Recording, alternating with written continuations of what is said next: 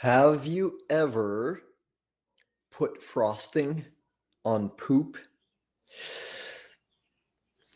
A lot of people are doing that in their lives by saying affirmations without them being true. You know what I'm talking about, right? Have you ever said, or maybe you know somebody that said, I am wealthy while inside feeling broke, or I am successful while inside feeling like a loser? There's a solution for this, and that's what we get into here today. So stay with me. Now, if you watched my last video, you don't have to. This one will stand alone.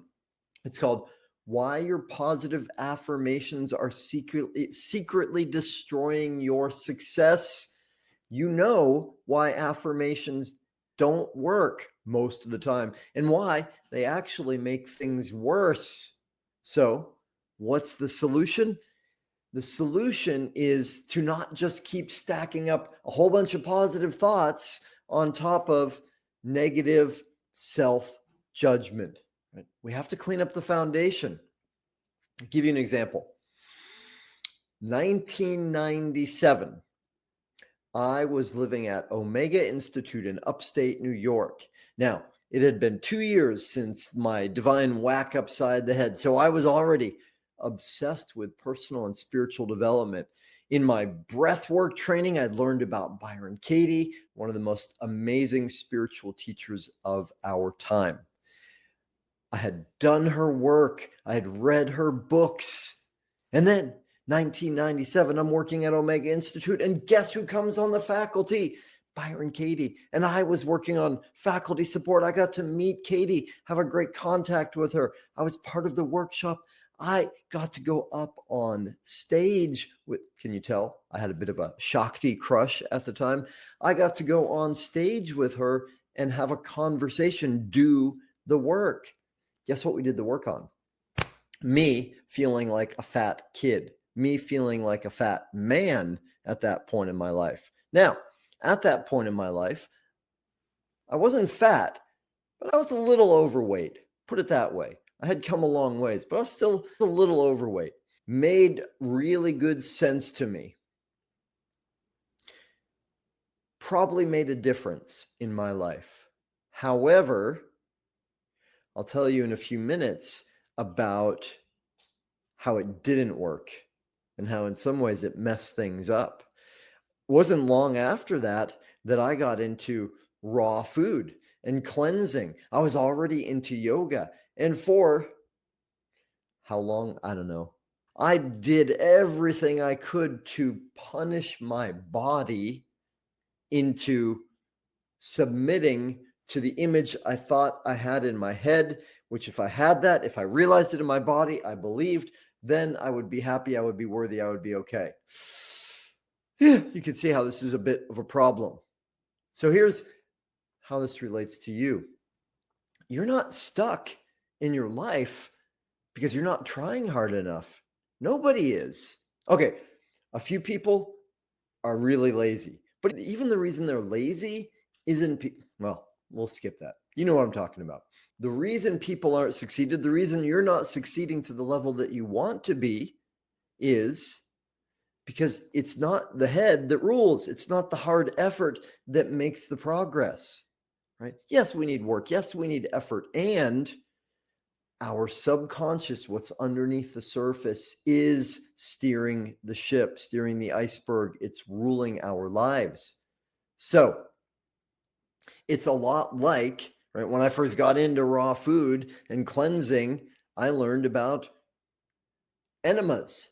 I learned about, what do you call that other one? Colon hydrotherapy. I learned about fasting, colon cleansing, all that really useful. And here's the thing for all of us, if we are affirming, I am wealthy, I am successful, I am buff, and yet underneath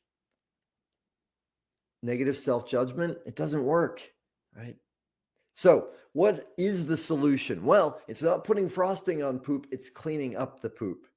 And that, in the language I use, is compassionate self-forgiveness. Now, if you were with me from the previous video, and if not, I encourage you to go back and watch it. You don't have to, though. You could start from here. How do we clean up the poop. How do we get into compassionate self-forgiveness? Well, let's step up one bit further back from that, put it into context. This is a training in how to create anything you want in your life, how to become a master creator. So whether that's wealth or business or income or influence or impact, or relationships, or even your physical vitality, right? All of that, you absolutely 100% for sure can create. So, how do we do that? I've spoken about the river of causality. How we get results goes all the way back to the source, which is what I refer to as the ultimate technology. Being who we be, who you are being, determines what you think, what you feel, what you say, what you do, and the results you get. And so, our highest leverage, the reason it's the ultimate technology is if we affect who we're being, if we create who we're being, then we become master creators. Now, key one, define, create. It's what I call your supreme self. Create a manifesto. We'll get to that in the next part of this training. Number two is have a process for activating and cultivating it on a daily basis. That'll be in part 4. And none of that matters if we've got a foundation that is quicksand, if it's built on poop. In other words, step 3 in creating being is compassionate self-forgiveness. It's absolutely essential because nothing else will work no matter what else you do. I gave you before an exercise, or if you didn't get it before, I give it to you now, which is to open up your awareness and notice. Pay attention to negative thoughts about self, self-judgment, self-recrimination, just mean things that we think or sometimes say about ourselves. And I'm lazy, I'm stupid, I am weak, I'm fat, I'm ugly, I'm dumb, I'm a loser. Right? I've said all of those before in some way or another, whether I've said them out loud or not, they've run through my head. Right? So step 1 is to make a big list, create an inventory, and actually write them down. And I've had clients do this and get 20, 25 pages. Now, some of them are repeated, right? Some of them are variations. That's okay. The idea is to get really aware because it's so easy to just be the fish swimming in the water of our self-judgment, to not realize. Now, give you a further example. I told you before about me. I was a fat boy, right? Later, I, got in shape. I got into judo. I became a black belt, got into yoga. I got pretty good at it. But still, in my head, I was a fat boy. On stage with Byron Katie, great realizations in my head. However, not that much changed around the way I saw myself. And more importantly than that, all of the mental torture I put myself through around my body and food. That was the constipation that kept me from being able to move forward in my life in so many ways. So when I realized what I'm sharing with you now, compassionate self-forgiveness, and thanks to my mentor, Steve Hardison, because he helped me to understand this in a whole new way. And going back further, thanks to the University of Santa Monica, right, the master's in spiritual psychology, I really helped bring this into the world. When I realized this, I said, oh, okay, that's important. I said, all right, awareness, open, Pandora's box of treasures. Let's go. So I'm paying attention to what I'm thinking, writing things down. One morning, I wake up, lemon water, brush my teeth, step on the scale. Now, at this point in my life, I know in my head I'm not fat. So I'm not stepping on the scale because I'm on a diet. It's just one of my routines, one of the things I do every day to keep track of things, measure things, right? Good habit, useful. So I step on the scale and I look down, and it's a digital scale. So before the numbers come up, it goes like this, like a little infinity sign, like a computer. And then I saw the thought form that came through. It was an automatic thought. No matter what number comes up, I'm bad. What I realized in that moment is baffling to me. It's amazing to me. It's part of human nature. Everybody's got their version of it. My thinking was either the number's going to come up too high compared to my thinking of what's right, and that means I'm fat. See, I'm still fat. Or how sophisticated the mind is, the number's going to come too low, which means I'm not strong enough. I haven't been working out enough, building enough muscle. You get that? How crazy that is? There's no good number. So I realized it. Thank goodness. I caught it in that moment. I had the awareness. I saw it. I was like, whoa, okay. Step two. So step one, let's make it super clear. Step one is capture, notice, open up awareness around the self-thoughts, the judgments. Step two is cleaning up the poop. Step two is to do a process around forgiveness. Because here's the thing, it's not enough just to say, oh, I forgive myself. And it's also, by the way, not enough to just do it once. I was working with a client recently who was, poor guy, in so much self-torture around not caring for his wife. His wife is sick, we'll just say it that way. And wasn't caring for her enough, and she was suffering. As we were speaking, I was like, hey, are you aware about compassionate self-forgiveness? He wasn't a client at that point. Are you aware about forgiveness? And I did that. I was like, okay. Right. It's not a one and done kind of thing. So back to the process. One, inventory. Two, the process. The process is like this. Speak words, use words, I'm going to give you some specific words. You don't have to use these words. They work very well though. Use words, speak in order to feel, speak in order to take. And here's the problem for me with Byron Katie. It's not a problem with her. It was a problem I had with her, is that work only got into my head. It didn't go below the neck. It didn't get into my body or my heart. Thus, I didn't really create the transformation. So here's what we do. We speak the words in order to feel in the heart, in the body. And the words are, I forgive myself for judging myself as, I recommend that you do, especially in the beginning though, or something very close.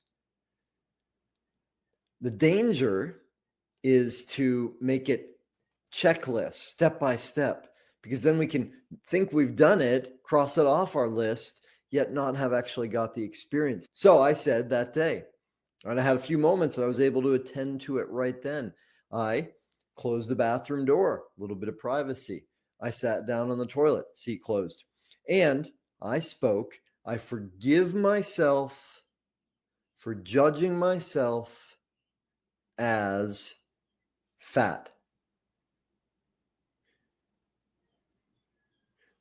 Then I said it again. Why? So I could just experiment to see, to feel, could I feel it more? Could there be more feeling? Now, some things that will help you to access the feeling, because there's a reason we don't feel, and that's because it doesn't feel good, right? And the things that don't feel good, we tend to avoid, push away, get numb to. So some things that will help you to feel in a more powerful way, which ironically enough, the better we get at being able to feel, the better we feel in life in general.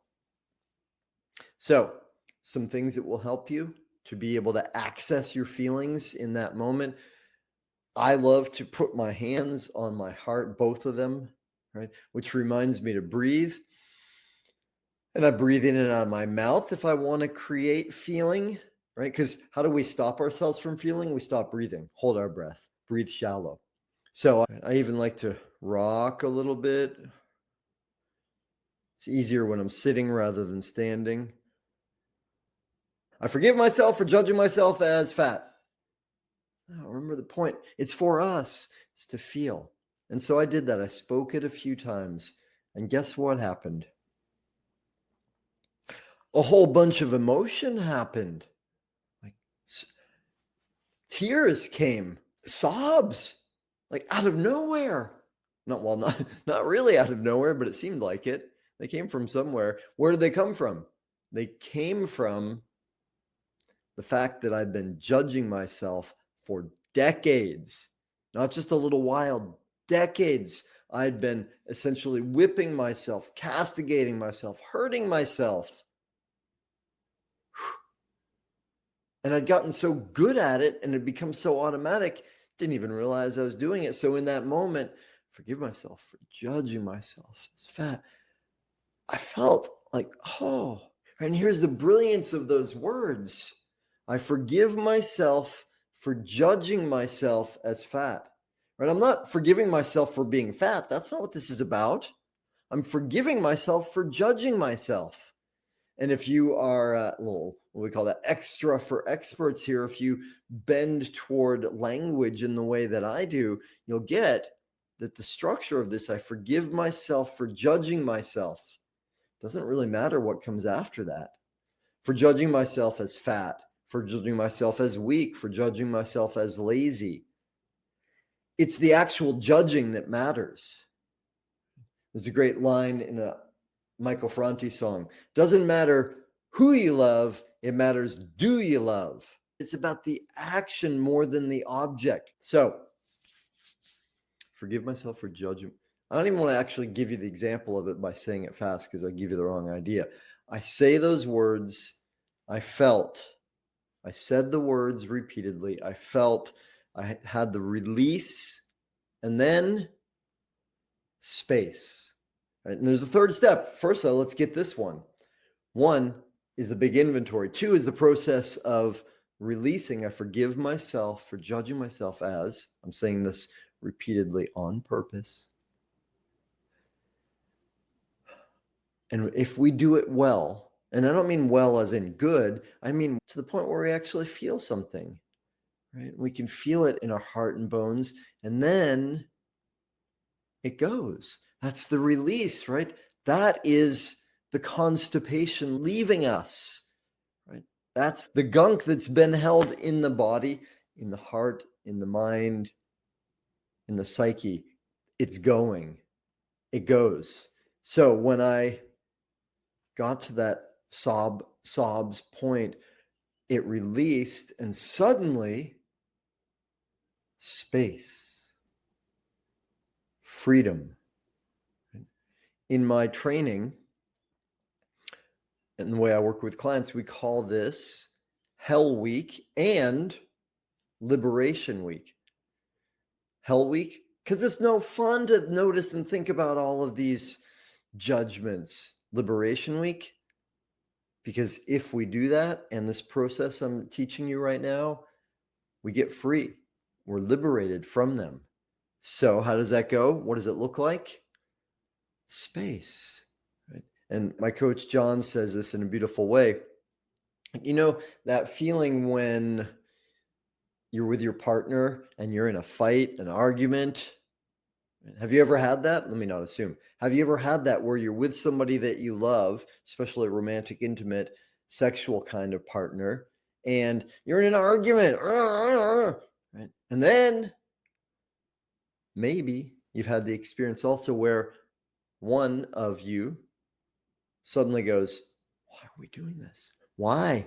Why are we doing this? This feels so bad. Yuck. And maybe one of you then catches that realization and says, hey, I'm sorry. Right? And then maybe the other one goes, yeah, me too. Right? Getting back together or after argument time, we'll say, is so sweet because it's like, oh, it was pain, and then release space. That's part of why everybody likes pooping. It feels good to release what we no longer need. That's the liberation. And so in this process, we get that space. And I think of that like a bubble, right? And that's okay Because what we're doing is, one, we're realizing that, so we're getting the freedom, the liberation. And two, we're learning one of the most essential skills. I didn't learn it as a kid, forgiveness. Right? Yeah, people said, hey, tell your sister you're sorry, but that's not what I'm talking about. By the way, side note, forgiving others, that's useful and important too. Really, though, that's all of this is about self-forgiveness. We go more depth into that another time. For now, though, when we create space, when that pain leaves us, we release the judgment, then it's like this bubble opens up. It's beautiful. And then in that space, right? Space is creativity. In that space, we can create something new, right? In the Hindu pantheon, there's three main gods, right? And one of them, Shiva, known as the destroyer, gets a bad rap, right? Because, hey, he's like, right? And we think of him correctly as pain, trauma, drama, crisis, because often that's what it takes for us to realize, ooh, I got to let go of something. This isn't working. However, on the flip side, Shiva, the destroyer, is also what creates space for new, for possibility. So when we let go of that judgment, opens up this bubble of possibility. And then we can use these words. What is this? By the way, this is a sentence stem. Say this, and then the brain will fill in this. And yeah, the brain will, or it might be the heart will, or it might be spirit, God, creator, universe, or intuition, however you look at it. And we're not bothered where it comes from. That's not our job. Our job is to go with, to finish the sentence. So what's the sentence stem? For the truth is, I am. For the truth is, I am. And you know these words, right? I am, the two most powerful words. I am. Because while affirmations often make things worse for us, when I declare who I am, I become that. Now, let's pause because I can see you. I can hear you. I know what you're thinking. Maybe you are, maybe not. Some of you, though, are definitely thinking, well, what does it matter if you call it an affirmation or a declaration? And when I was studying with Tony Robbins years ago, he talked about how affirmations don't work, and he created something. He didn't create it. He labeled what he does as an incantation, right? Where you bring your physiology into it. And that's cool. That's good. Still, though, I was incanting on top of poop, and it didn't really work. I was still constipated. I was not creating nearly to my capacity until I learned to let go of the poop. So it doesn't matter to me if you call it an affirmation, an incantation, a declaration, or a propagation, or a poopimation, or a porcupine. It's the meaning of the word to you. Here's the difference, though.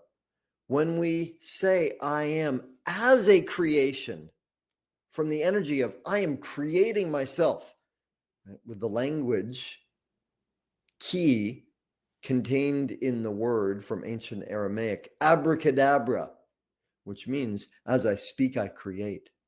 Through my speaking, I create. So when we speak, for the truth is, I am, that's power. Especially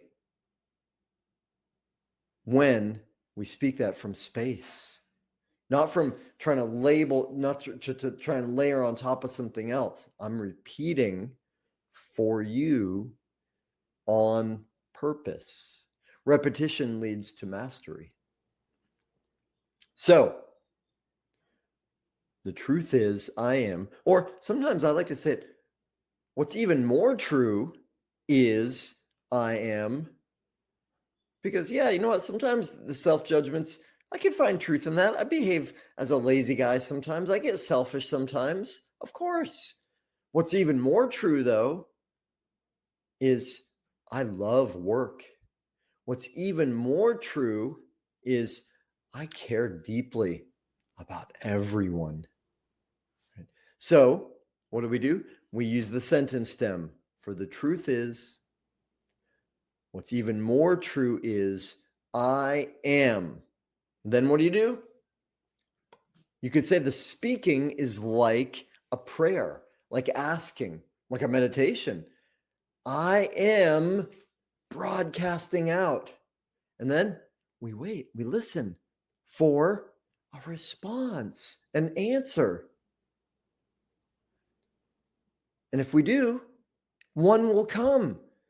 It might be an intuition, it might be a body sense, it might be a word, it might be a revelation. Going back to what I said that day, forgive myself for judging myself as fat. Space. For the truth is, and here's what's radical, y'all. What came to me in that moment, not language that I usually use. I don't disagree with the meaning. What came to me was, for the truth is, I am perfect as God created me. And at that point in my life, that's not the kind of language I use. So when it came, I was like, whoa, who said that? Where'd that come from? And sometimes it goes that way. Right? I know lots of people who have used this kind of process, and what they heard was like, whoa, where did that come from? Doesn't matter though. If it comes from your brain or your intuition, or you borrow it from somebody else's declaration, manifesto, cool. The key is, how does it feel? Right. And we're going to go next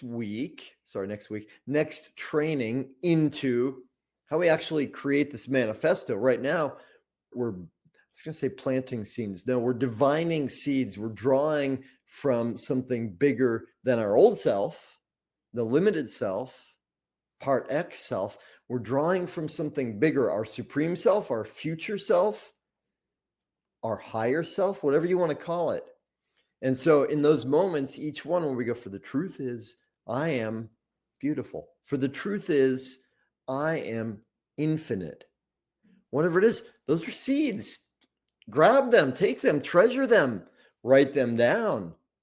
Right? You had an inventory coming in here of all the mean, negative things you say about yourself. Now you're continuing that. It's not over. You may still be in an intensive period. Again, this will go on for the rest of our lives. It still happens for me where I catch self-judgment. Everybody I know, this is the case for.